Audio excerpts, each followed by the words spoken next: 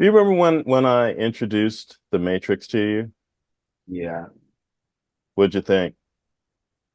At the time, I thought it was like really crazy and good, but it's been a while since I've like actually seen the movies. Yeah, yeah. What'd you think? What'd you think about The Matrix Resurrections? I mean, I'm not about to like base my opinion on like what other people saying. I know like the popular opinion was like it isn't as good, but Right. I don't really care that much. Like Yeah. I need to rewatch all this because it was probably the least memorable of all of them to me. Okay, that's fair. That's fair. I think you gotta think of the whole Matrix story as a whole story instead of each particular part. Um it's I don't want to say that the movie is complex, but a lot of people really didn't like anything after the first Matrix. You know, like they liked the Hmm. first one, but then literally some complaints were with the second, third, and with the fourth, like it had way too much philosophy in it. Or I'm just like, but That that's the whole point. that's hilarious, actually. Oh yeah, yeah, yeah. That's when I knew I was in the Matrix. Okay. Oh man. Hey everybody. This is Dadshoos, the podcast where we talk about a whole bunch of pop culture stuff and all those things. I am Jeff. And I'm Banneker. Oh man. So, what are we going to talk about today? I will tell you. Like my son and I we had this nice conversation on technology and we just started talking about all the things that are coming about. Yeah, we talked about the movie The Creator and all that stuff, but what is it other than artificial intelligence? And so we briefly talked about like simulation theory, and I was like, stop, let's talk about this. We're going to do a show on this. So but first up, buy our merch. Dad shoes. Subscribe. Subscribe, like and subscribe. And yeah, but you know what though? One thing I'd like to do before we get started in this, and I'll make it quick. A few episodes ago where we were talking about about the Marvels, I had made a statement. B, do you remember what your question was? Uh, I don't remember it being triggered by a question. No? Okay. Yeah. Well, I think the statement, well, you know what? We'll just play it. Oh, you're talking about the And conversation we had, the like normally, look, so the so buck yeah. stops with the director, right? Yeah, and so at this point, we're not blaming it on the director because the director's a black woman. I, So I that's what understand I'm I understand saying. where you're coming from. Like And then I where have a where's point to that kind of line, yeah. right? Like Like where do not you yeah, not even like where's like a little bit of where's the line, but also just like is it us having like a like a bias, are we trying to give her basically. a pass? The answer Yeah, to that is yeah. no. The answer to that is no. So basically, the whole thought process was I did not want to throw this director under the bus and make it like her fault for ruining this movie. And at the same time, I think that, you still have to give that person, all the praise and all the criticism at the same time. And it's only fair. I like if I was directing that movie and it was a colossal failure or whatever, yeah, I'd take responsibility for it. And that's what, you would want in, as far as like, not democratic, but not autocratic. Anyway, as far as like uh what is the word I'm looking for? I think it's called meritocracy. Yeah. So you're judged on the merit of your work as opposed to like getting a pass on something like that. So wrong choice of words, but even still, he's a wonderful director. And hope to see great things from her. Thoughts? Um, Uh, I think that I don't know if I said this in like the Marvels episode, but it's like you didn't. I haven't seen any of your other movies, but I know they're like more stylized movies. But like you can't. There's no like visual. I don't want to say like technique, but like no visual signature, like anything indicating like who's the director. So Right. like, and I don't even know what to say. Like, I would need to talk to this person and be like, did you even really like do anything for this? Or did you just come on and like tell, the people how they're supposed to, Yeah. act I and feel in it? well, yeah, no, like, a film such as that, like any corporate film, like, from Disney, like it's a it's not a progress, but it's a flow. Like these films have to be done this way and it's on brand. And so they're more thinking about a product as opposed to art. So there we go. But we're not going to talk about the Marvels. We are going to start off with The Matrix has you. Do you think that The Matrix has a simulation theory? Are we in a simulation? What is it about Sora AI as far as like creating video that is literally lifelike? Still has some flaws, but it's lifelike. Then Neuralink. Are we really going to like jack a computer in our brains? Right? And then the Mandela effect. What is the Mandela effect? And yeah, so I think we should start off, with, the movie that really brought us down this rabbit hole, The Matrix. First, coming out in 1999. I saw the film like maybe 3 or 4 times, you know, and every time I see it, I see it at home, I still get more bits that, that will send you down other rabbit holes. And I think it's amazing. I think it really, it changed the scope of science fiction. And after that, instead of going to space or underwater, movies have nowadays turned science fiction movies have now turned inwards in the brain, right? So That's yeah, a good way of thinking about it. Like, yeah, one thing that I just remembered from the fourth movie was like how like Neo's Matrix was like he was a video game developer in it and he made a video game based off the Matrix. yeah. I just remembered that part and I was like, ah yeah, dang, that shouldn't have put that in. Well, they should have, but they shouldn't have because now that's trippy. Like, Well, okay, that's we're the in the whole point. Matrix. We're in the Matrix. There's a movie about the Matrix. In the movie about the Matrix, there's a Matrix video game. Yeah, Like, yeah. It's meta upon meta upon meta. Well, some of the things that was happening outside of the movie itself was the fact that, other than there actually being a video game based on based on the Matrix, there's a live video game where, anybody can like, pay a fee, get online, play the Matrix, and it's all part of that world. And it's all pretty much canon for the most part.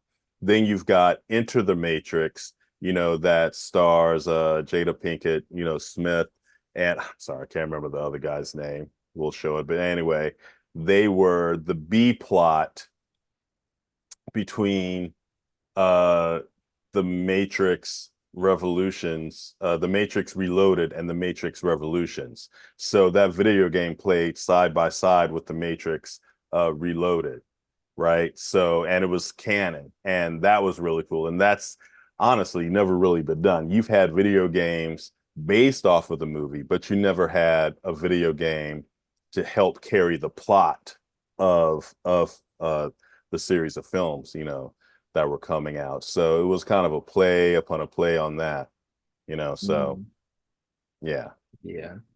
yeah.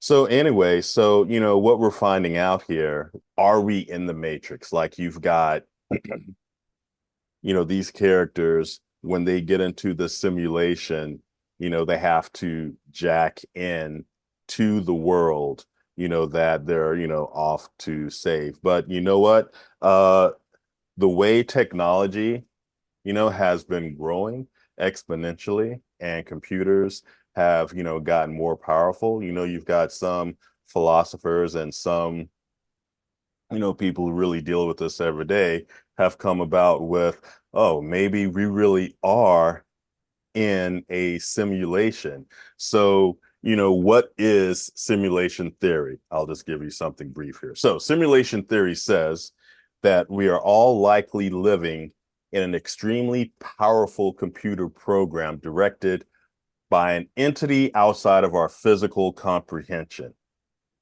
In this situation, humans are not necessarily real and tangible beings, but instead predetermined constructs of the digital world we inhabit. Living in a simulation can be likened to living in a gigantic game of The Sims, except we ourselves are the characters inside the screen. I, for one, Wow. I don't necessarily believe in that theory because I do believe that we are masters of our future.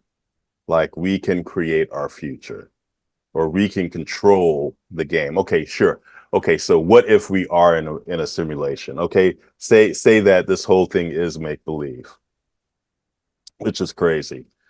I would still believe that I can control my outcome because I am, because of the great I am.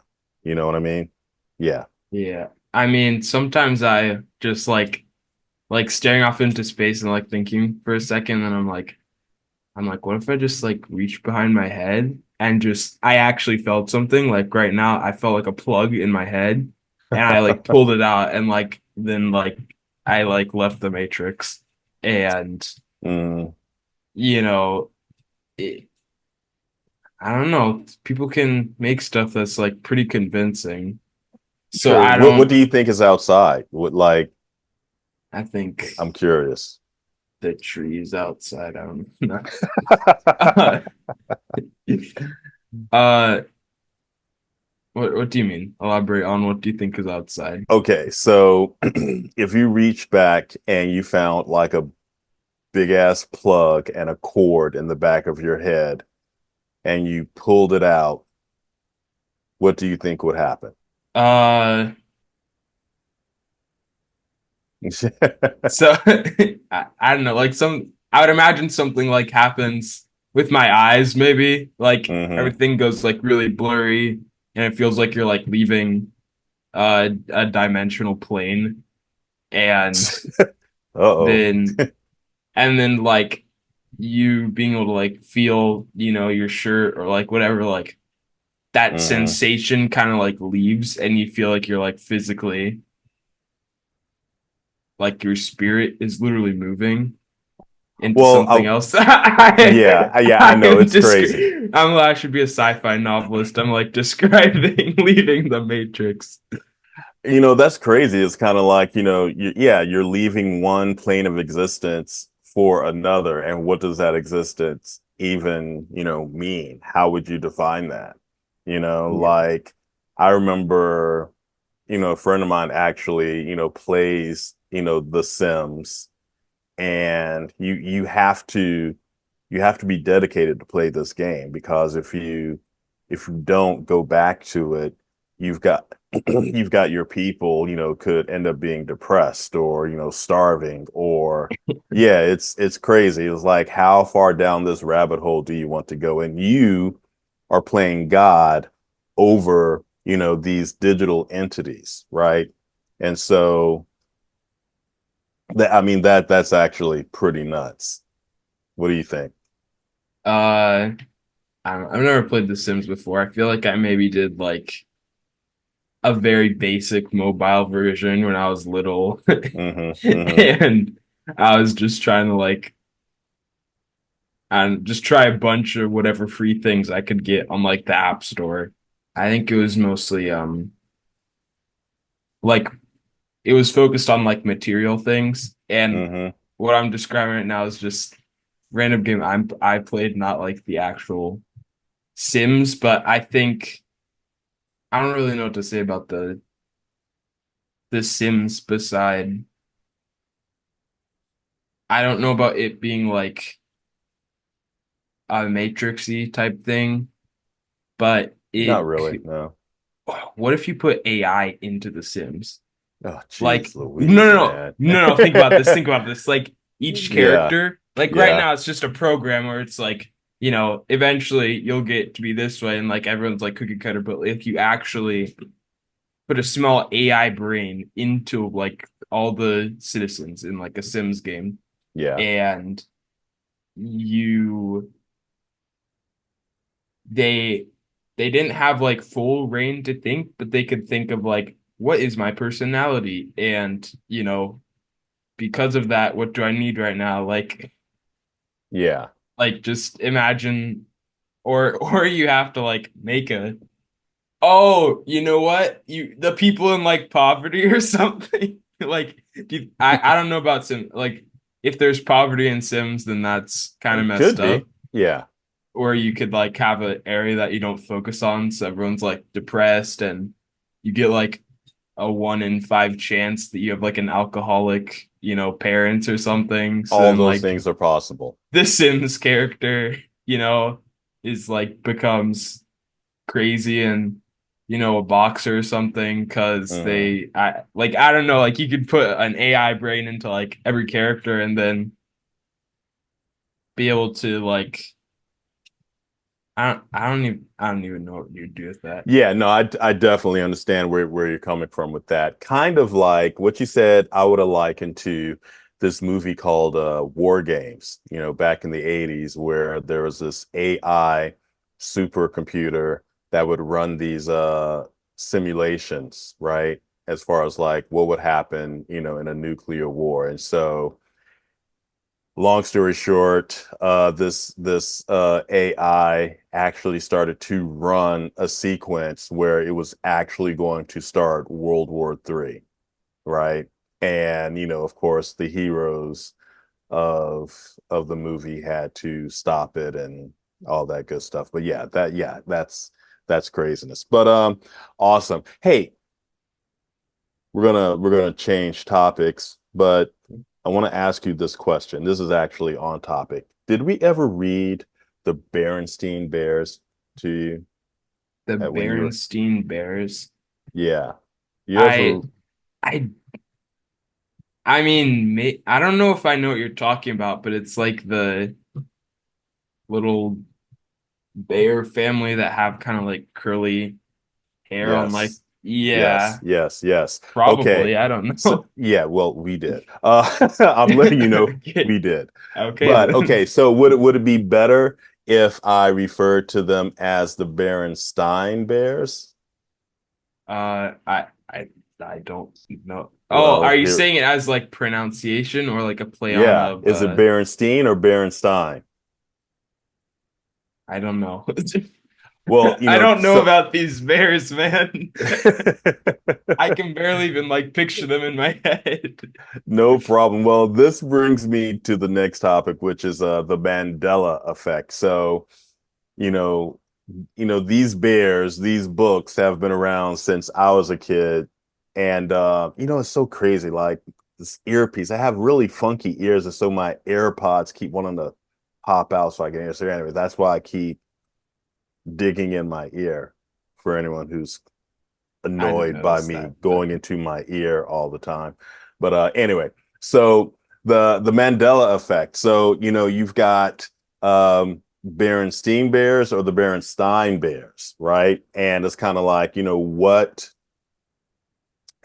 do you pronounce it? Like for those that think that it's the Berenstein Bears like I do, you'll be sad to hear like, no, it's the Berenstein Bears. And I'm like, well, when did that change? Oh, it's always been here. So basically, this is what's called the Mandela effect, where you have a large group of people thinking that one thing is something that's, pronounced something or a story is supposed to be one way, where it's actually something different.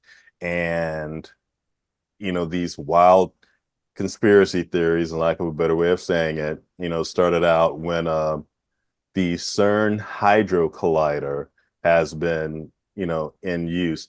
Right? Do you know what this is? Do you know what I'm talking about? This No. we are going into sci-fi land. So the CERN's Hydrogen Collider is this big thing in Switzerland or something like that. It's this huge tube that's in a circle. It's like miles wide, and they're smashing particles to try and figure out how the universe was made. And so when they did it the last time, they actually found the particle that helped to create mass. They call it the God particle. So what they actually think happened is when they did that, we all shifted to another reality, to another dimension.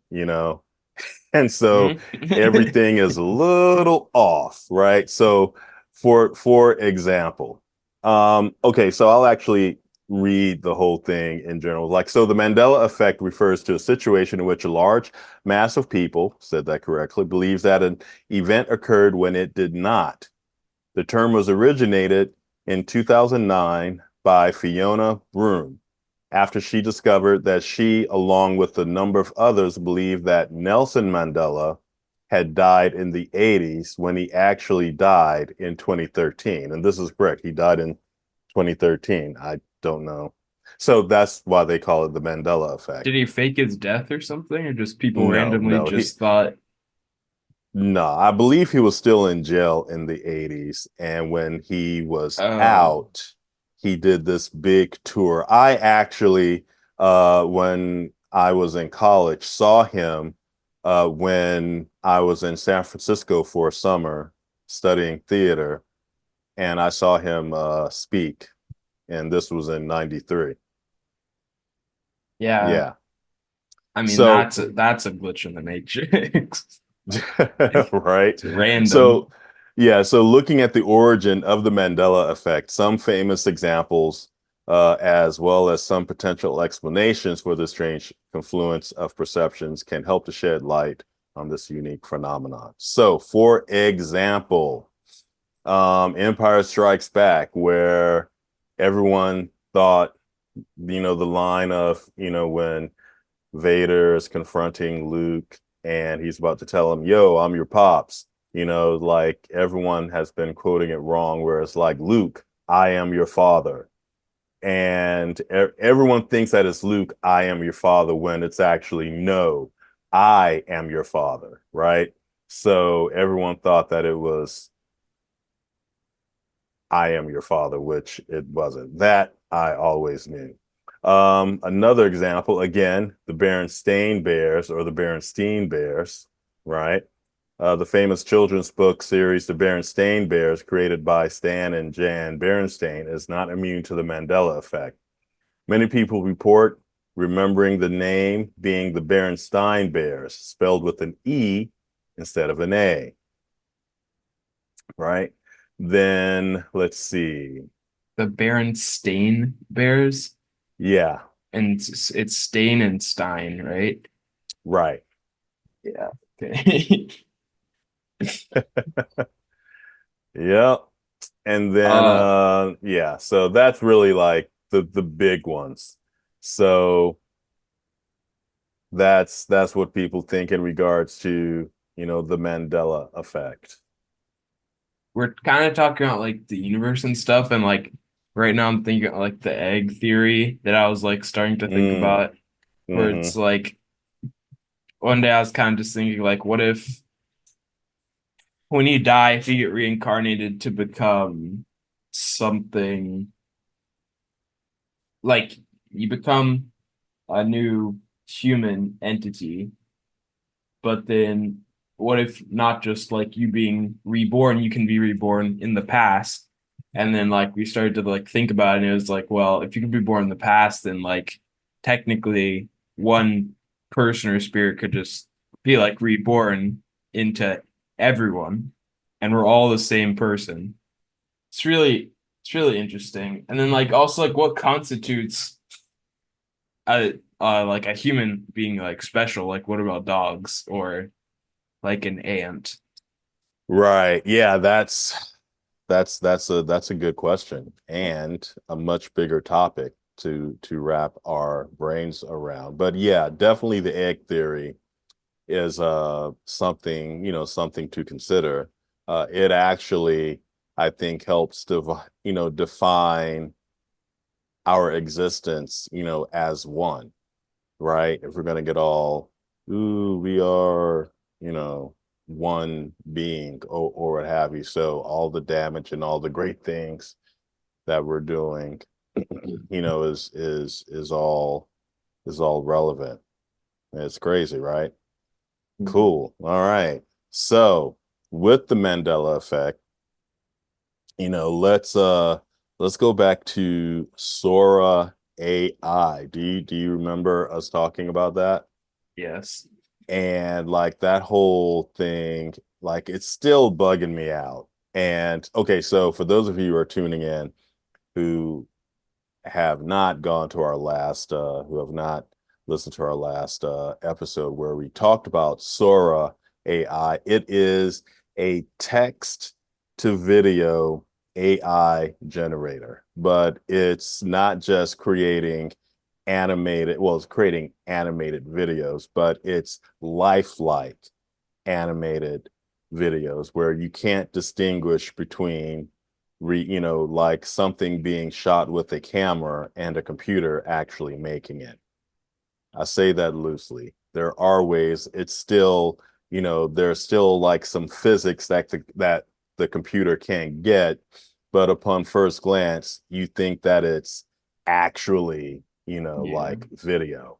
And the crazy thing, I was talking to a buddy of mine who's a filmmaker and he's also like into visual effects. He's actually worked on Transformers, Rise of the Beast, some of your favorites, John Wick 4, The Hunger Games, one of my favorites, as well as John Wick, Mission Impossible, Dead Reckoning, Part 1. So, visual effects editorial manager or editorial manager, for all these films. But, he's also done a lot of films as well. So shout out to Jason Regasta. We had a great conversation because he is on the front lines of Sora AI, and he basically was telling me that pretty much movie making as we know it is about to get turned on its head.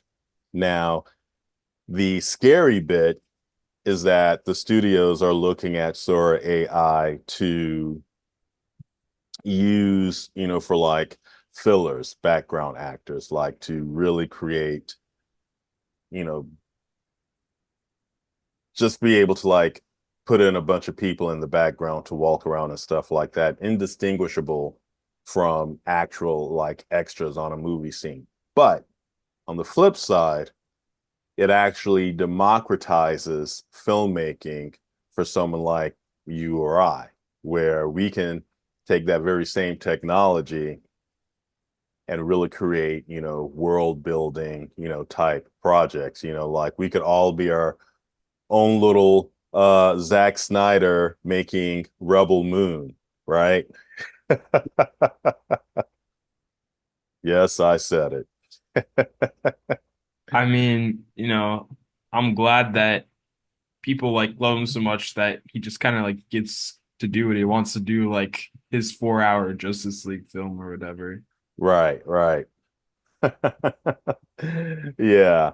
So, yeah, I mean, there's that, and it's going to be crazy to see, what happens like in the future with this. But I'm still on the side of team humanity in regards to, all these, all of these projects where we think it's going to, keep an actual artist from making something. I don't think that's going to be the case. There's going to be um, a lot of growing pains with it, but I believe that will come through actually for on the other end like better. and actually creating awesome work.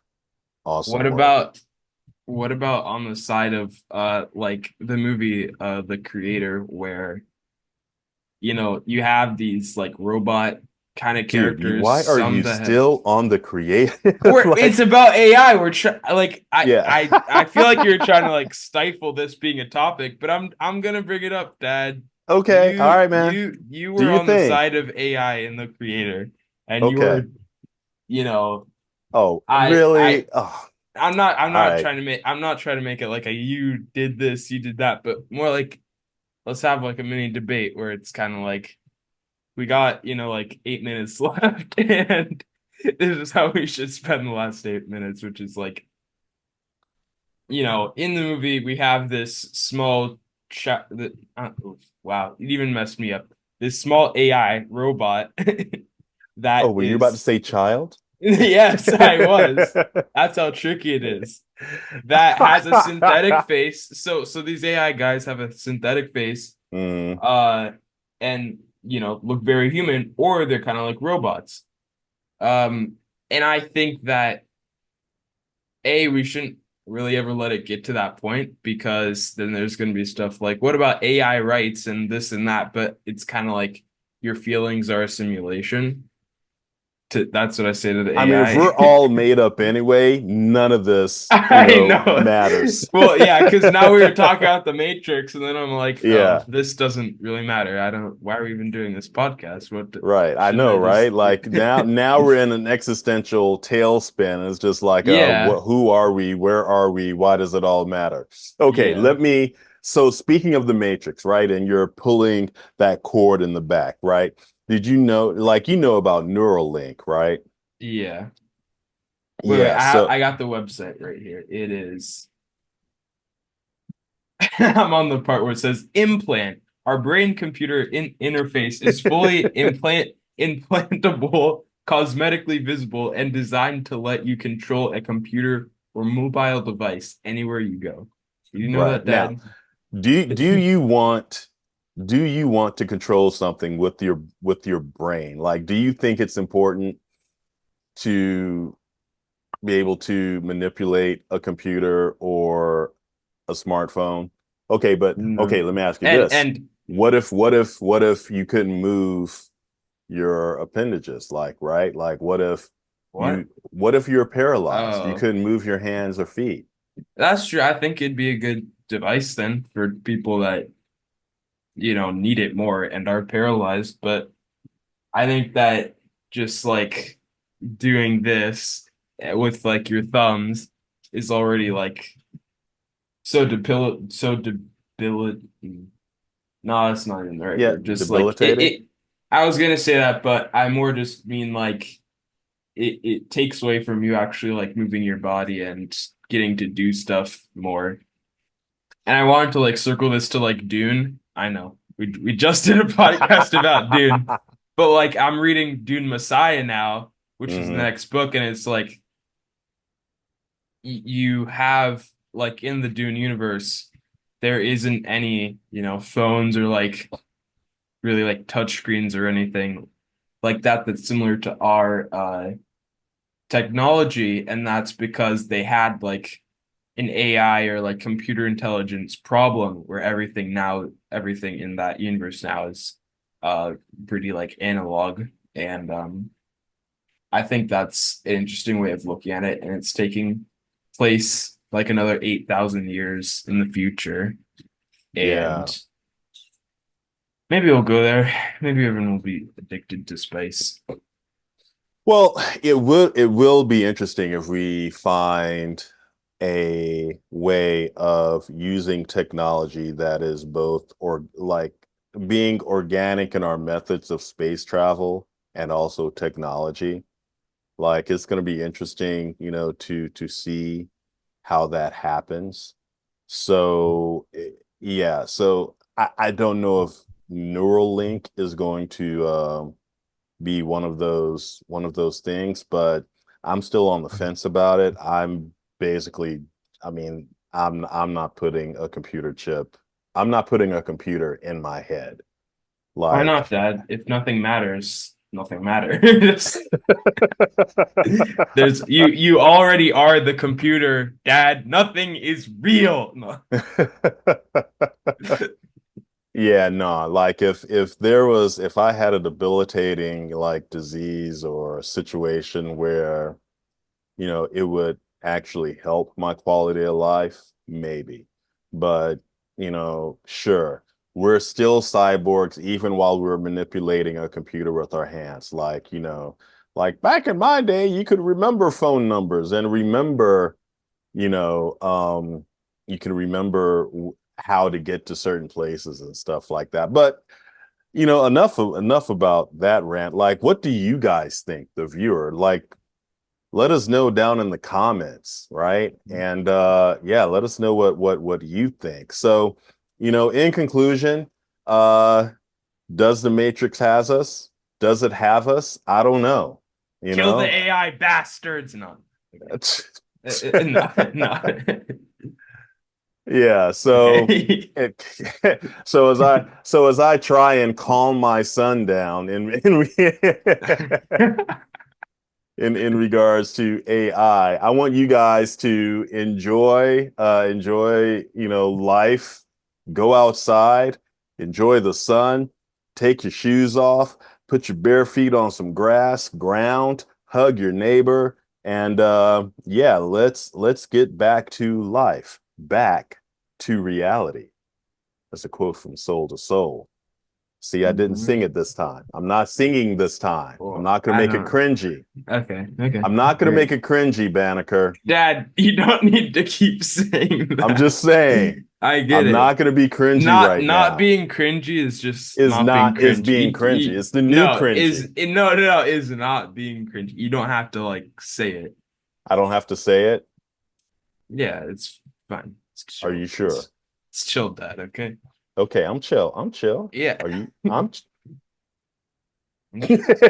I'm chill. But hey, guys, thank you so much. Excuse me. Thank you so much for tuning in to this episode of Dadshoos. This is a great conversation. I really enjoyed it. So make sure to like and subscribe, get our merch. B, any last words? Not bye, guys. Viva la revolution. Yes. Oh I'll man, see all you on the battlegrounds. right. All right, guys. Laters.